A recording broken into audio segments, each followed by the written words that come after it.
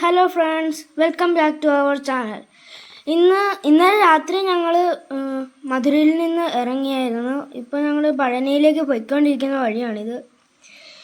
പഴനി ചെന്നിട്ട് അവിടെ ഫ്രഷായിട്ട് വേണം പിന്നെ പഴനി കയറാൻ. എന്നിട്ട് തിരിച്ചിറങ്ങിയിട്ട് 2 ദിവസം അവിടെ സ്റ്റേ ഉണ്ടായിരിക്കും മിക്കവാറും. വരുന്ന വഴിയെല്ലാം രാത്രി ആയതുകൊണ്ട് തന്നെ അധികം തിരക്കൊന്നും ഉണ്ടായിരുന്നില്ല. മാത്രമല്ല നല്ല റോഡുമായിരുന്നു. അതുകൊണ്ട് തന്നെ പെട്ടെന്ന് ഞങ്ങൾ എത്തി. അവിടുന്ന് ഒരു 2 മണിയായപ്പോഴാണ് ഞങ്ങൾ റൂമിൽ നിന്ന് വെക്കേറ്റ് ആയത്. ഇപ്പം നമ്മൾ പഴനി എത്താറായിട്ടുണ്ട്.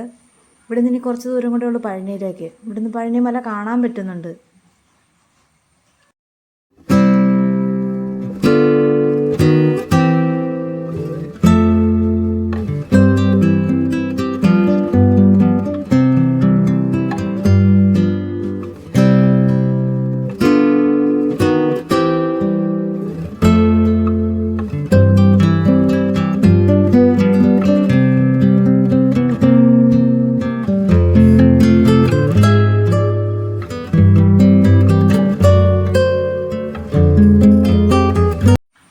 ഇപ്പം ഞങ്ങൾ മലയുടെ അടിവാരത്തിൽ എത്തിയിട്ടുണ്ട്.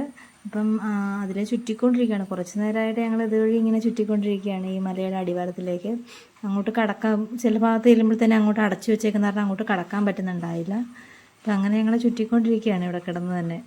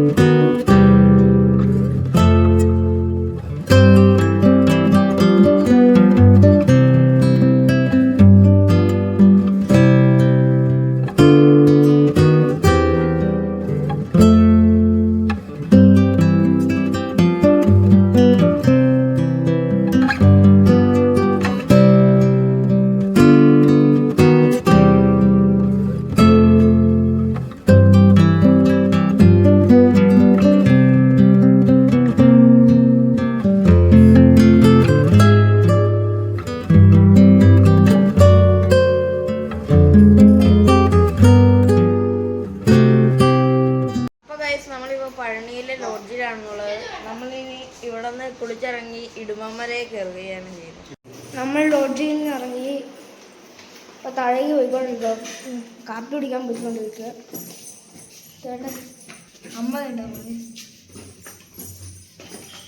എന്നിട്ട് ഇറങ്ങിയിട്ട് വേണം ആ കട കാണിച്ചു തരാം. ശരണ ഭവൻ എന്നാണ് കൊടുത്തിരിക്കുന്നത്. പക്ഷേ അവർക്ക് മലയാളം എഴുതിയ മാറിപ്പോയി ശരണ ധവാനാണ്. അപ്പോൾ അങ്ങോട്ടേക്ക് അച്ഛനും ചേട്ടനും വേണ്ട പോണ്.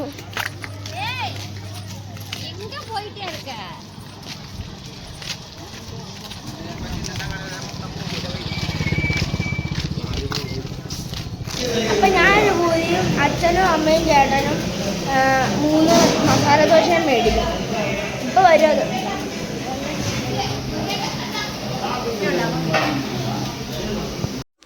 എനിക്ക് പൂരി വന്നു. അച്ഛന് മസാല ദോശയായിരുന്നു പറഞ്ഞത്. പക്ഷെ പൂരിയാണ് വന്നത്. അച്ഛനിപ്പോൾ അത് മതിയെന്നും പറഞ്ഞ് കഴിച്ചുകൊണ്ടിരിക്കുക. നല്ല ടേസ്റ്റ് ഉണ്ട്. കഴിച്ചിട്ട് നമുക്ക് ഇടുമ്പർ മലയിലും കൂടെ പോകാനുണ്ട്.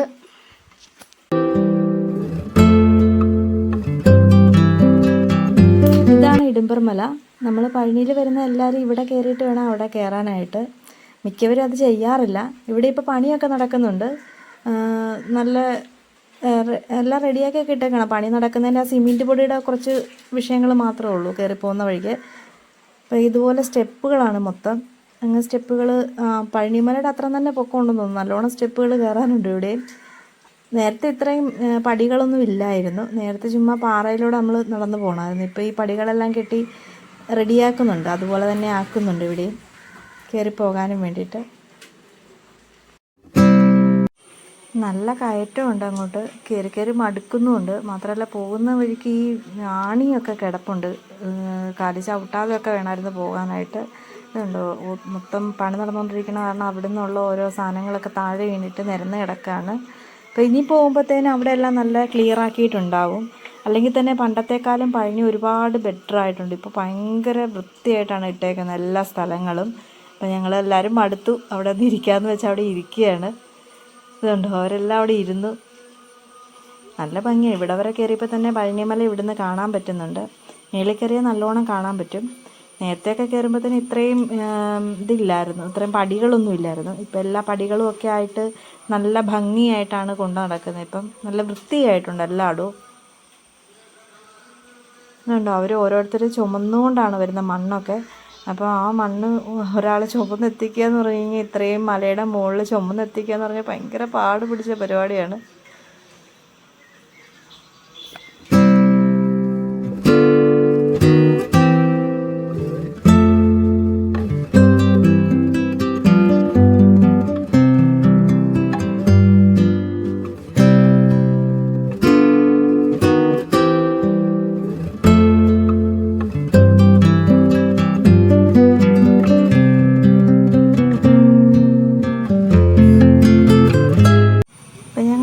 ഗോപുരത്തിൻ്റെ അവിടെ ഇരുന്നിരുന്നാണ് കയറുന്നത്. എല്ലാവരും മടുത്താണ് കയറുന്നത്. ഭയങ്കര പാടുപോലെ തോന്നുന്നുണ്ട് കയറ്റം കയറുമ്പോഴത്തേനും.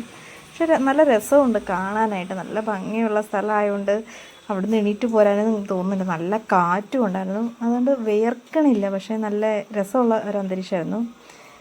ഇവിടെ വെച്ച് ഞങ്ങളൊരു തമിഴ് ഫാമിലിയെ കണ്ടായിരുന്നു. അവിടുത്തെ ആ കുട്ടികളാണിത്. അവർ നല്ല കുറേ നേരം ഞങ്ങൾ നിന്ന് വർത്തമാനമൊക്കെ പറഞ്ഞായിരുന്നു. അപ്പോൾ കണ്ടോ, പഴനിമലയുടെ ഇവിടെ നിന്നുള്ള വ്യൂ കൊണ്ട് എന്ത് ഭംഗിയാണെന്ന്. താഴോട്ട് ഇറങ്ങി പോകുന്ന ആ കുട്ടികളും അമ്മയും കൂടെയാണ് അവിടെ താഴോട്ട് ഇറങ്ങി പോകുന്നവർ.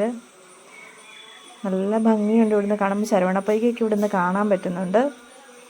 രാവിലെ 7 മണി മുതൽ 6 മണി വരെയാണ് ഇവിടുത്തെ പ്രത്യേകത.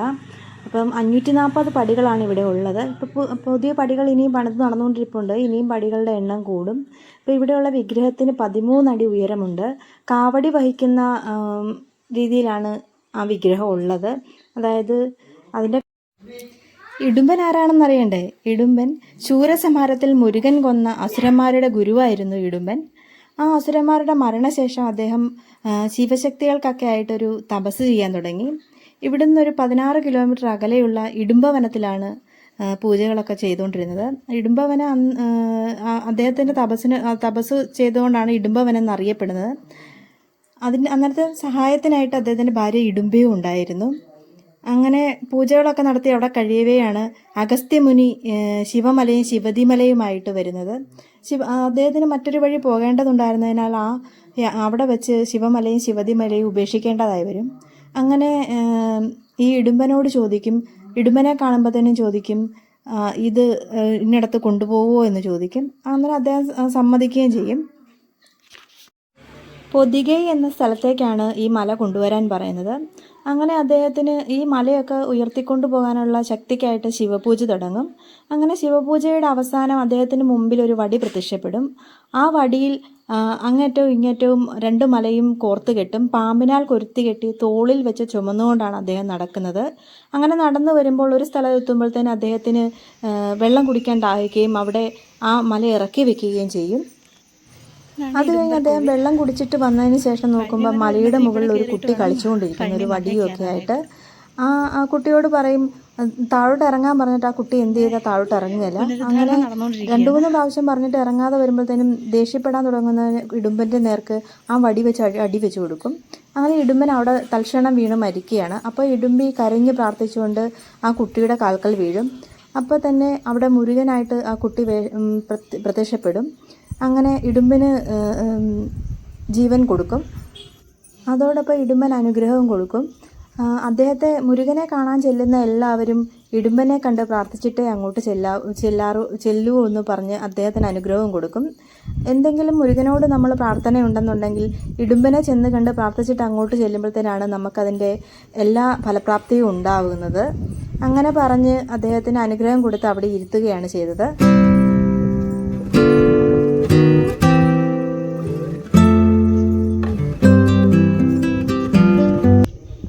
ഇതാണ് ഇടുമ്പ ക്ഷേത്രം. ഇവിടെ ഇപ്പോഴും പണിയൊക്കെ നടന്നുകൊണ്ടിരിക്കുകയാണ്.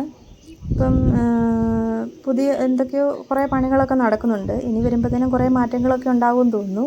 അല്ലെങ്കിൽ തന്നെ നേരത്തെ വന്നതിൽ നിന്ന് ഒത്തിരി മാറ്റങ്ങളുണ്ട് പഴനിക്കിപ്പം.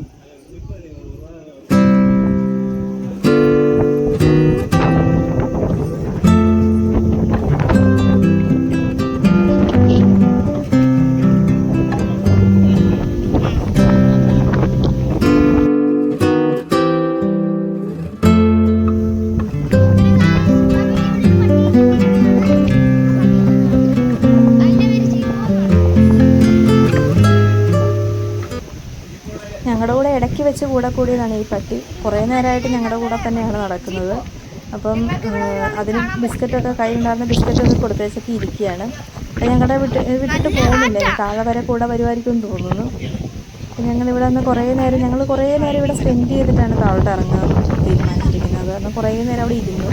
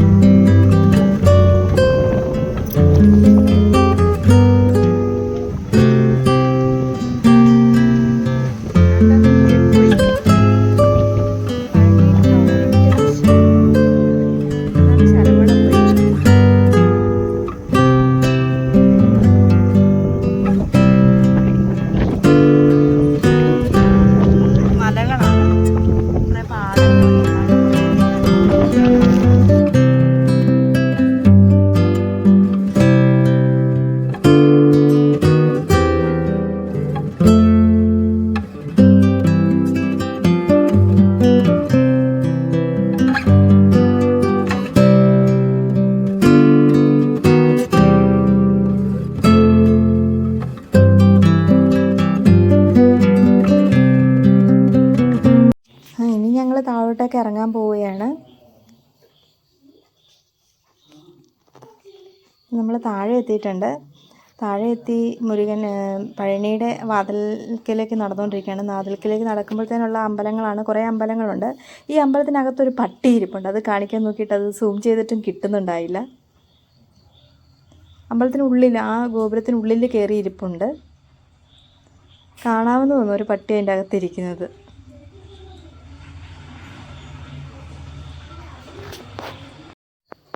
പറയാണ്ടിരിക്കാൻ വയ്യ കേട്ടോ. ഇവിടെ നല്ല വൃത്തിയാക്കിയിട്ടുണ്ട് മൊത്തം. നേരത്തെയൊക്കെ വരുമ്പോഴത്തേനും കുറേ വൃത്തികേടൊക്കെ ആയിട്ട് കിടക്കുമായിരുന്നെങ്കിലും ഇപ്പോൾ എല്ലായിടവും നല്ല വൃത്തിയാക്കിയിട്ടുണ്ട്.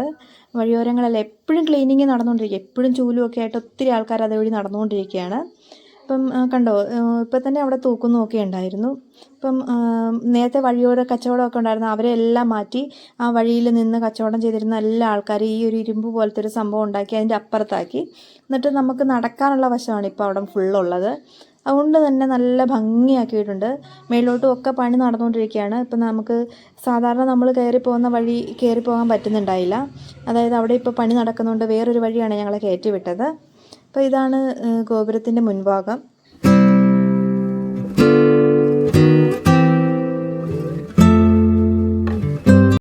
ഇവിടെ നിന്നാണ് സാധാരണ നമ്മൾ അകത്തേക്ക് കയറേണ്ടത്. നേരത്തെ നമുക്ക് മൊബൈലൊക്കെ കൊണ്ട് അകത്തോട്ട് പോകാമായിരുന്നു. ഇപ്പോൾ അങ്ങനെ പോകാൻ പറ്റത്തില്ല. ഇപ്പോൾ താഴെ മൊബൈൽ സൂക്ഷിക്കുന്ന സ്ഥലമൊക്കെ ഉണ്ട്, അവിടെ വെച്ചിട്ട് വേണം കയറാനായിട്ട്. മാത്രമല്ല എല്ലാം നല്ല ക്ലീൻ ആക്കിയപ്പോൾ തന്നെ ഇവിടെ കുറേ അമ്പലങ്ങളെല്ലാം തെളിഞ്ഞു വന്നു. കുറേ എല്ലാം അതിന് മുമ്പിലൊക്കെ കുറേ കച്ചവടങ്ങളൊക്കെ ആയിട്ട് നേരത്തെ ഒന്നും കാണാൻ പറ്റാതെ കിടന്നിരുന്ന അമ്പലങ്ങളാണ് ഇതൊക്കെ.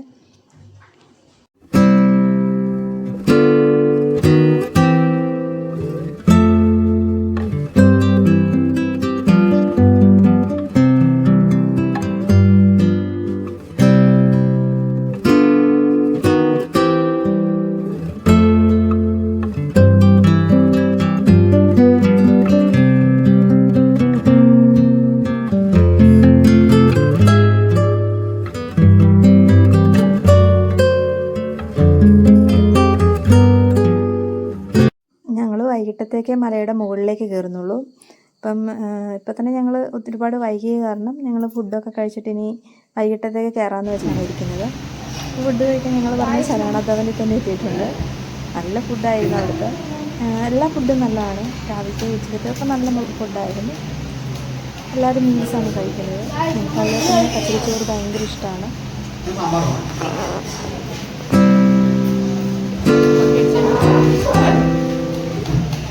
അപ്പം ഞങ്ങൾ ഫുഡൊക്കെ കഴിക്കട്ടെ. അടുത്ത വീഡിയോയ്ക്ക് വേണ്ടി കാത്തിരിക്കുക. Thank you for watching.